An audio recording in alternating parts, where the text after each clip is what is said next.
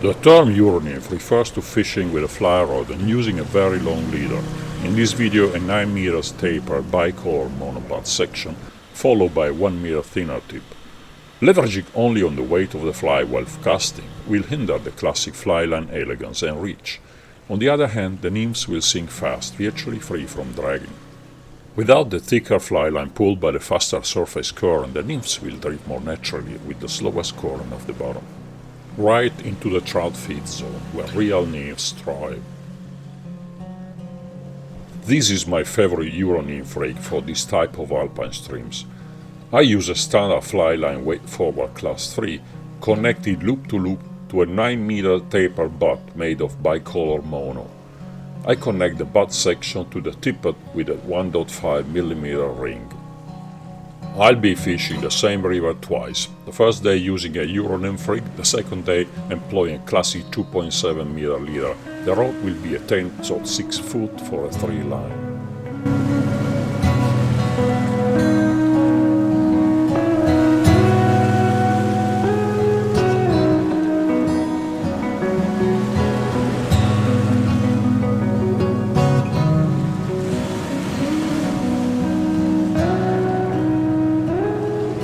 The cast is awkward and unelegant, and it takes some time to get used to.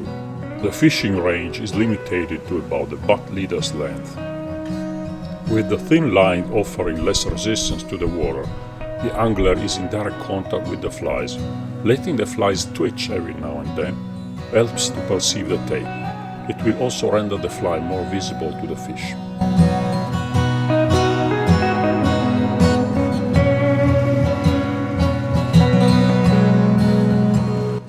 Here all the trout are wild and they get spooked by any shadow cast on the water. No one will ever pierce the same trout twice during the day. The fish is extremely aware of any foreign intrusion. It will stay put and wary for hours when a danger is sensed. At times I'm able to hook 4, 5 or more trout in the same pool. This thanks to the fact that I can let the nymph search every nook and cranny of the bottom. After the cast upstream, the trajectory is set by the river. The nymph will follow the natural route of drifting larvae. Steered by the current, the nymph will whirl, idle and rush, responding to the thetering invisible streams of the river. I come across a tributary with a narrow, deep pool.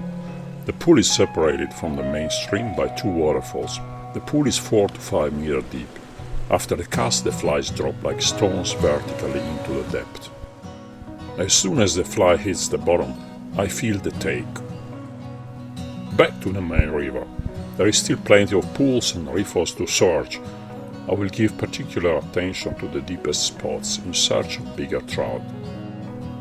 The bigger trout are often in places where the cast is not easy. Deeper areas faced by rocks' edges are their favorite places. It's common that smaller trout may take our flies first. It is worth to insist and have our nymphs explore each groove of the riverbed. After catching 3 trouts in the very same pool, eventually this one took the dropper nymph. She was the biggest. It required a long cast under the boulder's hedge.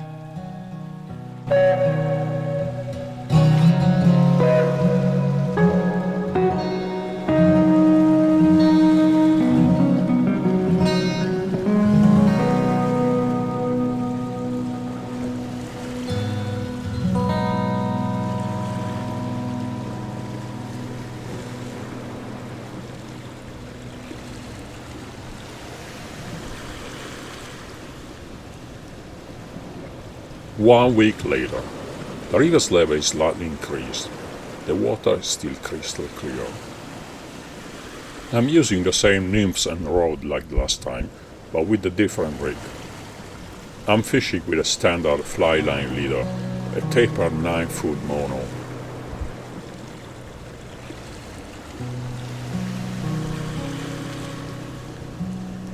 If the cast now is more predictable, I'm far less in touch with the nymphs. The contact with the nymphs is like broken. The thinner tip sinks for what it can, but the thicker fly line, well, thick is relative, it's class 3, and its joint to the leader acts like a shock absorber. Not all the bites are telegraphed the way the EuroRig could do. I still catch enough trout though.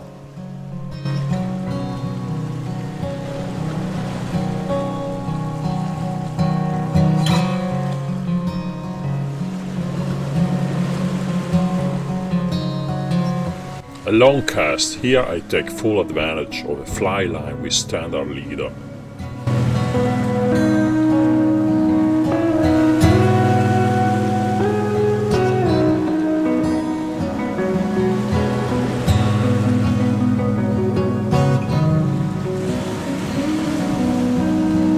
Finally the big pulls. With the standard rig the feeling is twofold. I can cast far and cover more water, but at times I would like the control and depth I can reach with the EuroRig. The big hole, a 25-meter long deep mirror of emerald water. It is evening. Clouds of large Ectianurus mayfly duns swarm close to the surface. The trout are in activity at the other end of the pool. Here with long casts I catch 3 nice trout before calling it a day.